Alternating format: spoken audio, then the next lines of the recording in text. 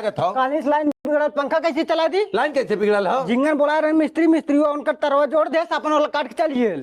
तरवा काट के चलिए। हाँ। कौन रहा मिस्त्री? सोनू साले कब हम मनाई बना दे बड़का लाइनमैन को पोज भा है काट सुनगा सोचा तो बड़का लाइनमैन पोज भा है हमार तार काट दे है। कौन तुम्हारा तार हम काट दे? कल यहाँ झिंगला जोड़ा कर है हमार काट दे तय। अरे वो झिंगन काट रहे चाचा के मैं लाइन ना जात, उन दूसरी जगह बल्ब जला लेके काट दे, जो हम देख ले।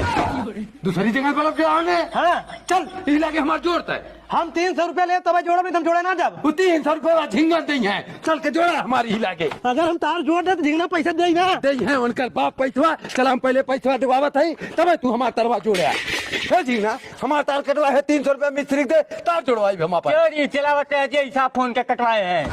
तो हम सर चोरी चलाओ थे। हम तुमको चमचा है चमचमो सारे जेल बने लाग हैं, चमचा सारी नहीं तो। रिक्शा पे जब बैठ के गोरिया चलल बाजारी में, दीदारगंज सिकरौल सराय में चेक पोस्ट आजमगढ़। हे चला आजमगढ़ चल बे। हाँ चलो चलो बैठा भैया बैठा भैया तनी बैठा, हम चाय पिकावत है कतो जाए हो मत। ठीक है चाचा। रजा रजा इसे न ए टेम्पू वाले सराय मिल चल गया।